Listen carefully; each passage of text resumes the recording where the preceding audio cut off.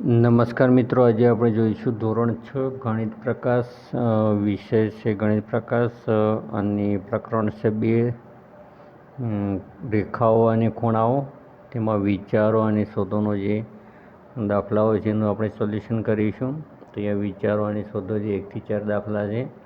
Page number 29 થી 31 page નંબરનું આપણે સોલ્યુશન કરીશું વિચારો અને શોધોના 4 દાખલાઓનો.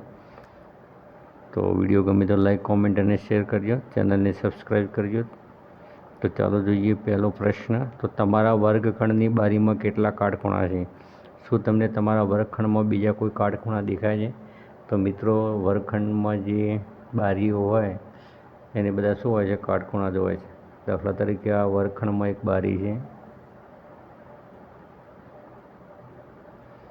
તો અહીંયા જે બારી હશે એને ચારે 4 ખૂણા કેવા હશે? કાટખૂણા હશે. તો કેટલા કાટખૂણા છે? તો અહીંયા 4 છે. 1, 2, 3 અને 4. શું તમને તમારા વર્ગખંડમાં બીજા કોઈ કાટખૂણા દેખાય છે? તો હા, આપણને કયા કાટખૂણા દેખાય છે? તો દરવાજો, ટેબલ છે,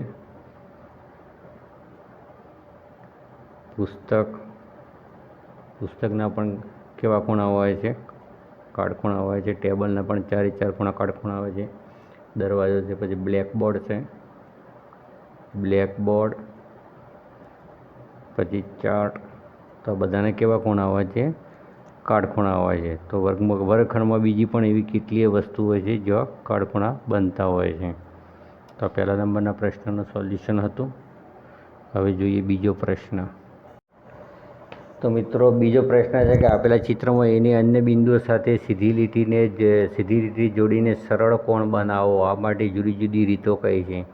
તો મિત્રો, સરળ કોણ એટલે કે 180 અંશનો ખૂણો થશે. તો અહીંયા આપણે સરળ કોણ બતાવવાના છે. તો અહીંયા 1, 2, 3 અને 4 બિંદુઓ છે, એટલે કે આપણે બીજા 4 બિંદુઓ સાથે આને જોડી દઈએ તો આ એક સરળ કોણ બની જશે. અહીંયા A, B, C એ રીતે પણ નામ આપી શકીએ આપણે. હવે અહીંયા તો આ સેન્ટર છે, તો આપણે લાંબુ કરવાની કોઈ જરૂર નથી. ત્રીજા નંબરની વાત કરીએ તો અહીંયા 1, 2, 3 અને 4 છે, એટલે કે આ બાજુ 3 બિંદુ હોય છે, તો આ બાજુ પણ 3 બિંદુ હોવા જોઈએ. તો આને આપણે લાંબુ કરી નાખીએ તો A, B, C નામ આપી શકીએ.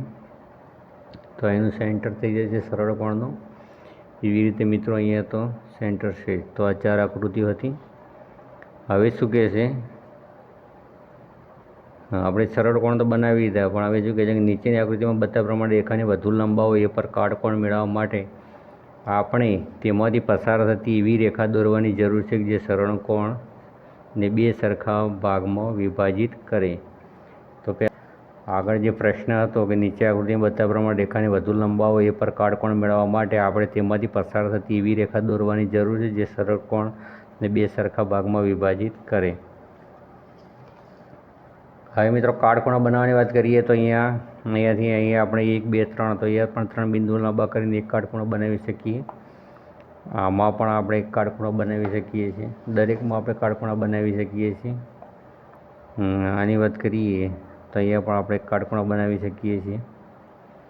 આ આકૃતિની વાત કરીએ તો આમાં પણ એક કાટખૂણો અહીંયા બનાવી શકીએ છીએ. તો આ રીતે કાટખૂણા બનાવી શકીએ છીએ.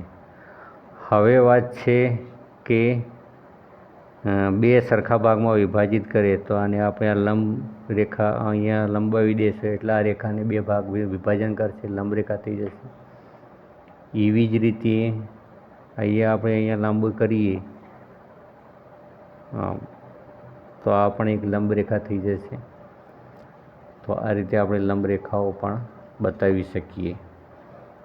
અહીંયા પણ એ રીતે લંબ રેખા આપણે બતાવી શકીએ છીએ. આના 2 ભાગ કરી શકીએ છીએ. એ રીતે અહીંયા પણ એક લંબ રેખા બતાવી શકીએ છીએ. તો બિલકુલ સરળ છે. હવે ચોથો પ્રશ્ન જોઈશું. તો કાગળ પર એક ત્રાસી ઘડી બનાવો. હવે એક બીજી ઘડી બનાવવાનો પ્રયાસ કરો જે આ ત્રાસી ઘડીને લાંબો હોય. હવે તમારી પાસે કેટલા કાટખૂણા છે? આ ખૂણાઓ ખરેખર કાટખૂણા શા માટે છે તે સમજાવો.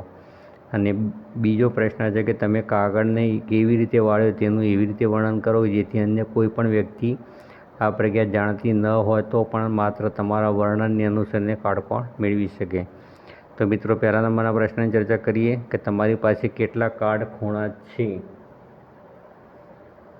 તો પરંતુ આ રીતે લંબચોરસ કાગળ હોય તો આપણે આ રીતે વાળી અને એમાં કાટખૂણા બનાવી શકીએ છીએ. તો અહીંયા 4 કાટખૂણા બનશે. કેટલા કાટખૂણા બનશે? 4.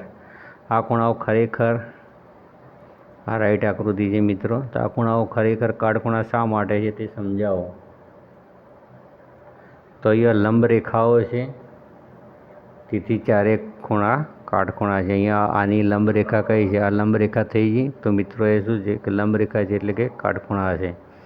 હવે બીજો પ્રશ્ન છે કે તમે કાગળને કેવી રીતે વાળ્યો તેનું એવી રીતે વર્ણન કરો.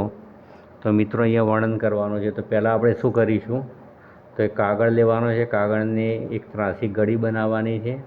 ફરીથી એની એકરૂપ એ ભાગ થાય એ રીતે બીજી એક ગળી બનાવવાની છે અને બંને ગળી ખોલ્યા પછી આપણને 2 લંબ રેખાઓ અને 4 ખૂણાઓ પ્રાપ્ત થશે. તો આને એકરૂપ બીજી એક ગળી બનાવવાની છે.